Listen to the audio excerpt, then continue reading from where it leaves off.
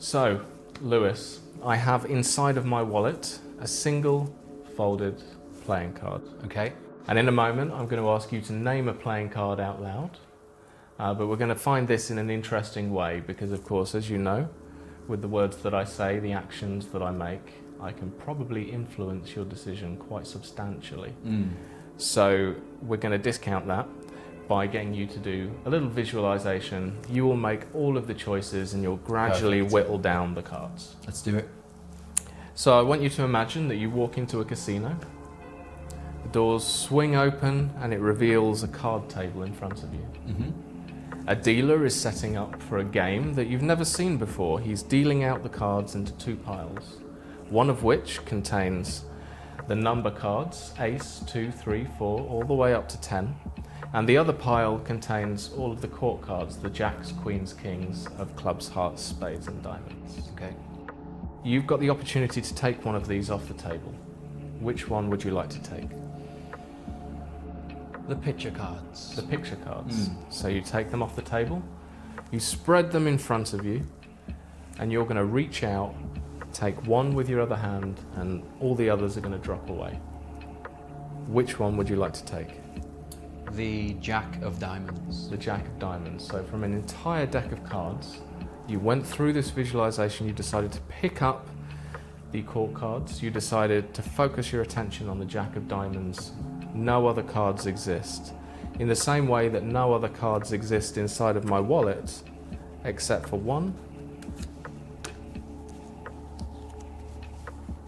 the Jack of Diamonds.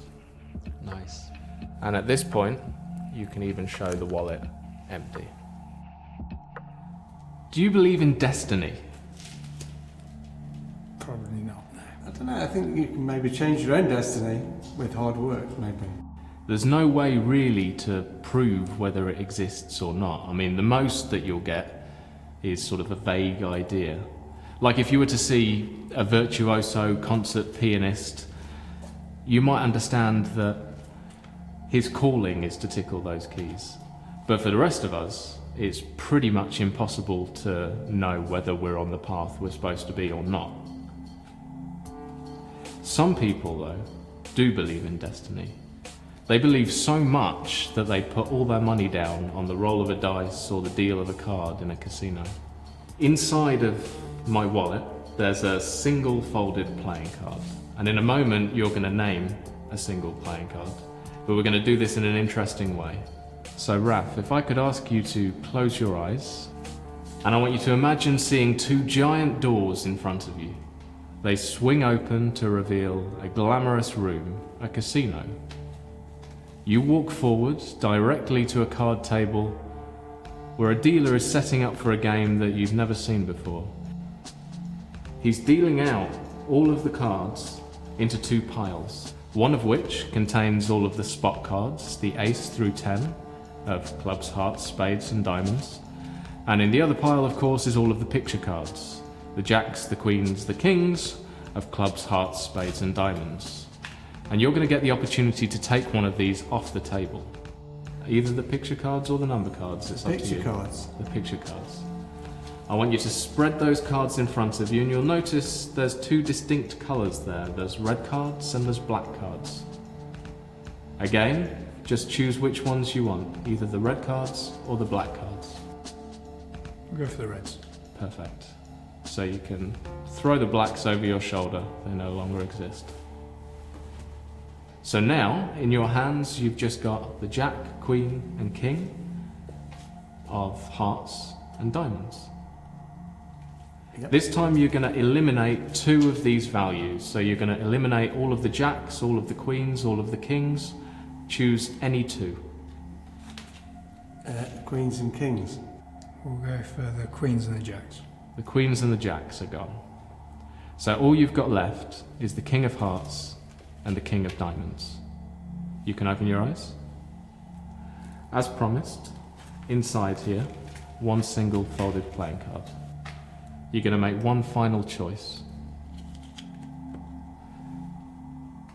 Which card would you like to eliminate?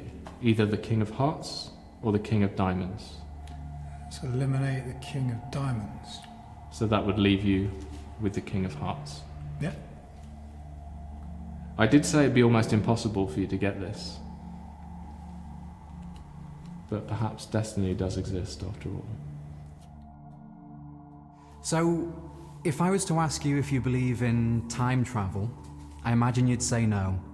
But it's not like it is in the films. You see, to me, real time travel is when you are clearing out stuff from your family home and you find an old box. And inside the box is an object or an item that you haven't seen or even thought about for years. And the moment you pick up that item, you're instantly transported back in time to another moment in your life. And suddenly your head fills with emotion and memories, and your heart just bursts with all of those same feelings again. And you relive the moment once again. And then after a time you fade and you come back to the present moment, only this time you feel different. Now those might just be memories, but what you're feeling is undeniably real. And this is also why some people keep little memory boxes so they can store things from their life so they can relive these moments again. And I want to try something based on that. So, Fee, could you please think of something from your life, something from your past, an object or an item that you maybe haven't seen or thought about for years. Something that if I was to place it in your hands right now, it'd give you those same feelings that I just explained. Can you think of something? Don't tell me what it is, but if you could... Yeah, no problem. Something that's important to you. It doesn't have to be something that you still have, just an item from your past that's important to you.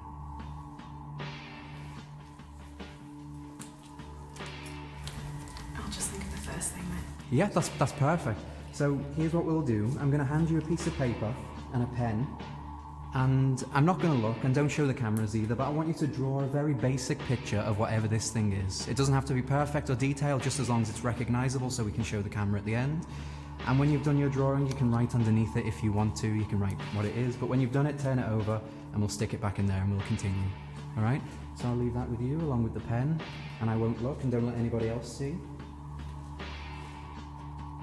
I'm not a very good drawer, but I'll do it. Nobody is a worse artist than me, don't worry.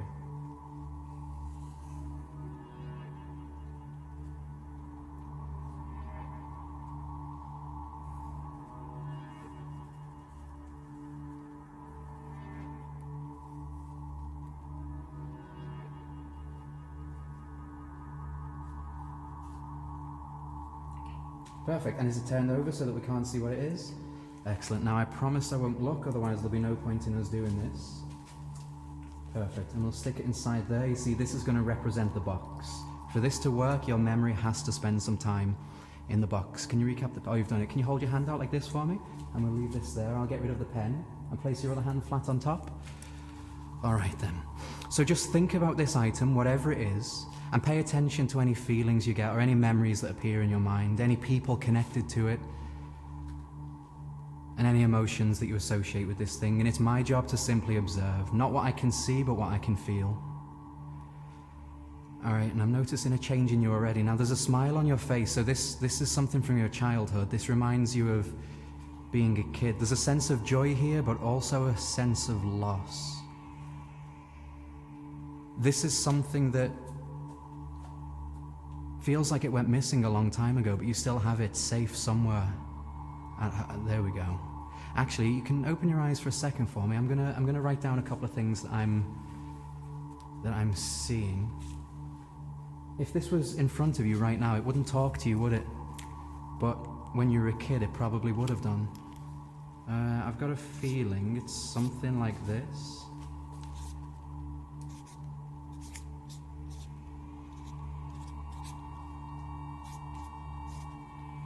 Okay.